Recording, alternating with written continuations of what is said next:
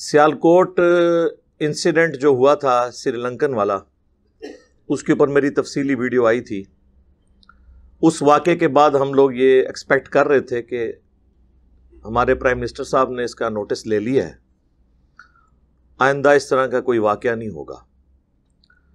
لیکن جو ہمارے علماء سو نے اور بعض ریاستی اداروں کی غلط پالیسیز نے پچھلے 40 سال کے اندر بویا تھا، وہ اب شاید ہم اگلے 80 سال تک کاٹتے رہے. مجھے تو یہی نظر آ رہا ہے، کیونکہ مینٹل ماڈلز ہی بدل چکے ہیں لوگوں کے. ابھی تک گراس روٹ لیول کے اوپر لوگوں کے اندر اتنی ایجوکیشن نہیں آئی. یہ پڑھے لکھے لوگ ہیں جو تھوڑا بہت ٹالریٹ کرتے ہیں. گاؤں ایریا کے لوگوں میں تو بالکل کوئی سینس نہیں ہے. اس حوالے سے مذہب کے حوالے سے جو ہمارے رویے ہیں وہ اسی قسم کے ہیں. اپنے اوپر اسلام کو نافذ نہیں کرتے، لیکن دوسروں کے اوپر اسلام نافذ کرنے کے لیے تیار بیٹھے ہوئے ہیں. اور پھر ان باتوں کے اوپر کہ جن کے اندر کوئی توہین والا ایلیمنٹ بعض اوقات ہو بھی نہ تب بھی، اور جو گالیاں نکال رہے ہیں عشق رسول کے نام کے اوپر، اتنی موٹی موٹی گالیاں.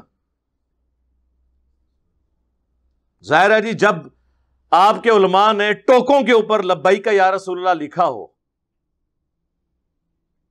تو اس کا رزلٹ پھر یہی نکلے گا نا. یہ ہمارے رویے جو ہمارے علماء سو نے، ریاستی اداروں کی مس ہینڈلنگ نے اور عوام کی جہالت نے پیدا کیے ہیں، انہوں نے پاکستان کو رہنے کے قابل نہیں چھوڑا. اور پھر کہتے ہیں جی پاکستان کی بدنامی پوری دنیا میں ہوتی ہے. کام ہی آپ کے ایسے ہیں، بدنامی کیوں نہیں ہوگی؟ تو ہم پرائم منسٹر صاحب سے ریکویسٹ کریں گے، جوڈیشری سے بھی اور باقی ریاستی اداروں سے، کہ اس واقعے کو منطقی انجام تک پہنچائیں. کیونکہ اب تو ہمیں ڈر لگ رہا ہے، مجھے تو زیادہ ڈر لگ رہا ہے اس حوالے سے کہ ہمارے اسٹوڈنٹس میں سے کسی سے کوئی تنگ ہو، وہ بیچارہ اکیلا مسجد میں بیٹھا قرآن پڑھ رہا ہو. یہ تو اتنے یعنی ناہنجار ہیں کہ امت کے اور دین کے اور ملک کے وسیع تر مفاد میں خود کسی چیز کو آگ لگا کے شور مچا دیں. تو آپ نے تو تحقیق کوئی نہیں کرنی. یہ تو کسی کے ساتھ بھی واقعہ ہو سکتا ہے کل کو. کوئی مشکل کام ہے؟ یہ ایک ٹول دے دیے نا آپ نے کہ اس طریقے سے بھی لوگوں کو مروایا جا سکتا ہے، تو کسی کے ساتھ بھی واقعہ ہو سکتا ہے. لہذا یہ تو میں کہتا ہوں اب اکیلے مسجد میں بیٹھنا چھوڑ دیں بھائی، سیدھی سی بات ہے. بس وضو کر کے گھر سے نکلیں، اقامت ہو رہی ہو اور آپ جوتیاں اتار رہے ہو تاکہ پبلکلی سامنے ہو، اور پہلا اسلام امام کے پیچھے، دوسرا جوتیاں والی جگہ پہ، اور آپ اتنے مشہور ہو جائیں اس حوالے سے کہ لوگ کہیں کہ اے تے دعا اسلام جوتیاں والی جگہ تے پھیردا ہے، ادھر کام ہی کوئی نہیں مسجد ہی بس. اور یہ جو دعوت و تبلیغ کا جوش ہے نا، یہ مسجد میں نہ نکالیں خدا کے لیے. جو کچھ کرنا ہے وہ اپنے گھروں میں ٹی پارٹیز کر کے، افطاریاں کر کے، دوستوں کو بلا کے، اگر مجلس 100 کتابوں کا خدا، بابوں کا خدا دکھانی ہے تو وہ گھر پہ دکھائے.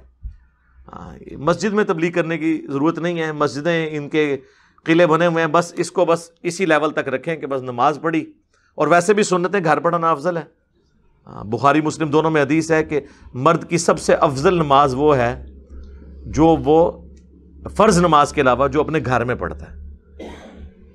اور یہاں تک الفاظ ہے کہ بخاری مسلم کے اندر کہ اپنے گھروں کو قبرستان نہ بناؤ، اپنی نفلی نماز کا کچھ حصہ وہاں پر پڑھو، اس کی وجہ سے گھر میں برکت ہوتی ہے. ان نفلی نماز سے مراد ادر دین فرض، باقی سنت غیر موقدہ، موقدہ یہ تو علماء نے اس کی تشریح کی ہوئی ہے نا. نمازیں تو دو ہی ہیں، فرض اور نفلی. اور نفل ہی سنت موقدہ ہوتے ہیں جو تاکیدن ہے، نبی الاسلام نے کنٹینیوسلی پڑھے. غیر موقدہ، یہ وطر بھی نفلی نماز ہے، فرض نماز نہیں ہے. تو یہ آپ لوگ اس حوالے سے ہوشیار ہو جائیں.